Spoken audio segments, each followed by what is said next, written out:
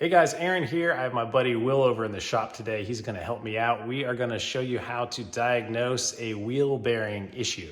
All right guys, this is my buddy Will. Say hey, Will. Hey, how's it going, guys? All right, so today he's gonna be helping me and we're going to, first of all, come over to the car and show you how to tell if you have a bad wheel bearing in the first place. Now, I already know that I do on this side, and I got a video that we're gonna film right after this on how to change it. So if he needs to know how to do that, check out the link up here in the description. But first, how to diagnose it. So as long as we know the wheel is torqued to spec, all the suspension is tight as it normally would be, you come up and you grab the wheel at 12 and 6, and you wanna push back and forth on the wheel. I'm not sure you can hear, but you can feel a slight deflection. Yeah, so I went and did this, felt this myself, and you can actually feel it just a tiny bit, just hit. You can feel like there's like a little ridge almost, I would say, that you're getting a little bit of lean in there on. So I guess if it does that, it could be, that's the only thing it can be, right? If it's... That's the majority of the time, that's what it is. Typically, this is such a small amount, you wouldn't have probably noticed it driving on the road, at least right now. But because you also take this to the track and you take it to DE events, you would probably pick it up at your next DE event, just having a vibration or a noise that you would hear under D-cell. So that's what this is. Obviously, whenever you take a car to the track, you find things pretty quick when it's maintenance related.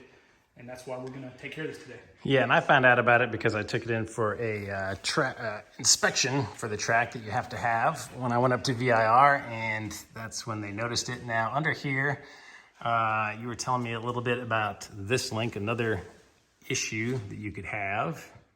Right, so if you check, you can also use the wheel to check. This is one of your tie rods here, and you're checking that to see if there's movement in this joint where it actually attaches to the knuckle of the car.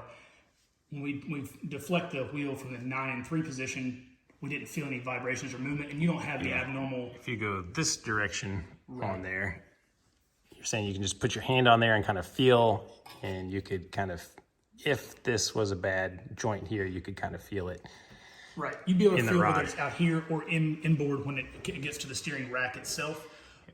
But because we didn't feel anything, there's no vibration or no deflection that we felt, and you haven't noticed anything from steering the car. It tracks straight. There's no wandering of the steering wheel. Right. So there's no reason to believe that there's an issue with that. Okay, very cool. So you notice a little bit of dragging. That's just the brakes. That's not like it spins freely. We can check when we're in there if any messed up joints on the actual upright, but aside from that, we should drop it down, loosen the lug nuts, and pull the wheel off and start taking the brakes apart. All right, and I guess if the bearing is really bad, you could actually hear it when you're spinning. As it gets worse and worse, obviously it'll never get better until it's replaced, but as it gets worse, you'll hear more noise, and especially when you're driving, it'll be road noise while it's moving. You can see the backside of the bearing is starting to fail. It's got some dried grease and such. Oh yeah, see that. All right, so that's it, guys. Thanks so much, Will. Couldn't have done this without you. Appreciate it. So everybody, please give the video a big thumbs up. Subscribe to the channel. Go check out Total Motorsports too while you're at it. And I'll see you guys on the next video.